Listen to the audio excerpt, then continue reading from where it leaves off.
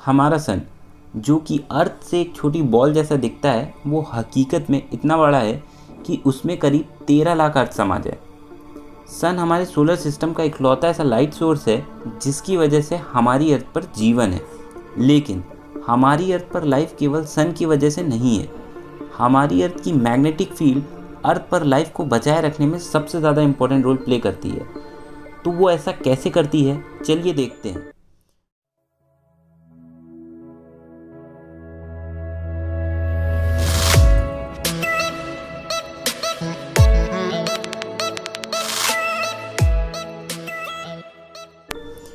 अर्थ की magnetic field कैसे बनती है और कैसे काम करती है, इसको समझने के लिए हमें अर्थ को बारीकी से समझना होगा। हमारी अर्थ बेसिकली 4 लेयर्स में डिवाइडेड है: क्रस्ट, मेंटल, आउटर कोर और इनर कोर। हमारी अर्थ की इनर कोर, जो कि मेनली मोल्टेन आयरन, जिसको हम पिघला हुआ लोहा भी बोलते हैं या लावा बोलते हैं, उससे बनी हुई है। आउटर कोर के अंदर जब ये लिक्विड मेटल फ्लो करता है तो इससे इलेक्ट्रिक करंट जनरेट होता है। इन करंट्स को हम कन्वेक्शन करंट्स भी बोलते हैं। लेकिन अर्थ अपनी एक्सिस पर रोटेट भी करती है, जिसकी वजह से हमारे आउटर कोर के अंदर भरा ये लिक्विड मेटल भी रोटेट करने लगता है। इस रोटेशन की वजह से ये इलेक्ट्रिक करंट एक मैग्नेटिक फील्ड बना लेता है, जो कि हमारे प्लेनेट के काफ़ी बाहर तक निकलकर एक प्रोटेक्टिव शील्ड का काम करने लगता है। ये मैग्नेटिक फील्ड हमें सन से आने वाले सोलर स्टॉर्म्स और स्पेस रेडिएशन से बचाता है। सन की तरफ ये मैग्नेटिक फील्ड करीब 70,000 किलोमीटर तक फैला हुआ है और अर्थ के पीछे साइड ये करीब 1,40,00,000 किलोमीटर तक फैला हुआ है।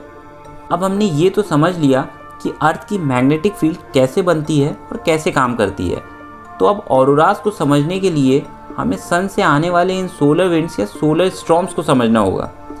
सिंपल लैंग्वेज में ऑरोरास तब बनते हैं जब सन से निकले हुए ये चार्ज पार्टिकल्स अर्थ की मैग्नेटोस्फीयर से टकराते हैं। तब अर्थ की ये मैग्नेटिक फील्ड उन चार्ज पार्टिकल्स को डायरेक्टली ना अंदर आने देकर उन्हें नॉर्थ और साउथ पोल की तरफ डाइवर्ट कर देती है, जिसकी वजह से हमें नॉर्थ पोल और साउथ पोल के आसमान में ये लाइट्स देखने को मिलती हैं।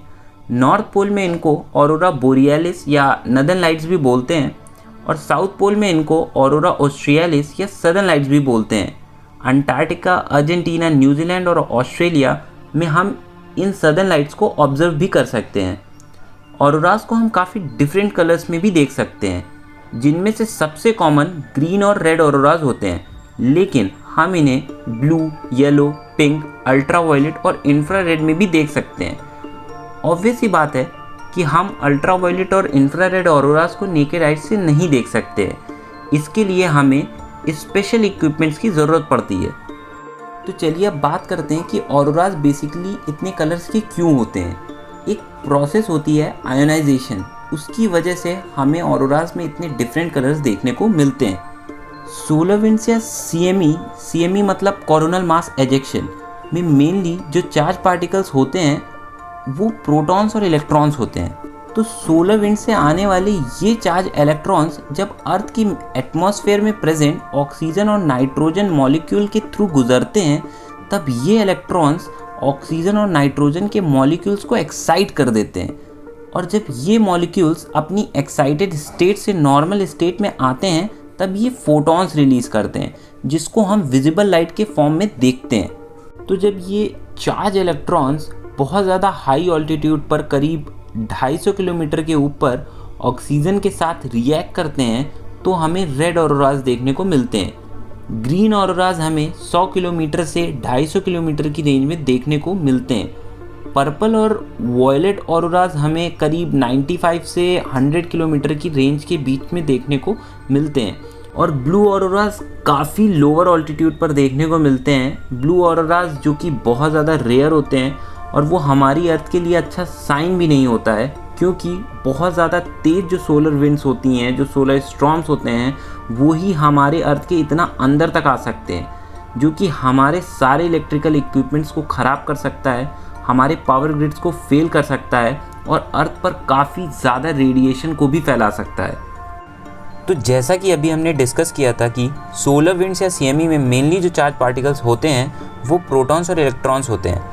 इन पार्टिकल्स में से कुछ पार्टिकल्स में बहुत ज़्यादा एनर्जी होती है, जिसको रेडिएशन एनर्जी भी बोलते हैं।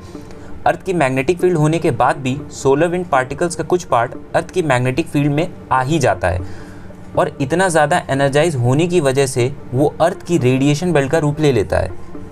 इस रेडिएशन बेल्ट की डिस्कवरी 1958 में साइंटिस्ट के एक ग्रुप ने किया था, जिसका supervision doctor James Van Allen कर रहे थे। इसलिए इस रेडिएशन बेल्ट को वैन एलन रेडिएशन बेल्ट भी बोलते हैं।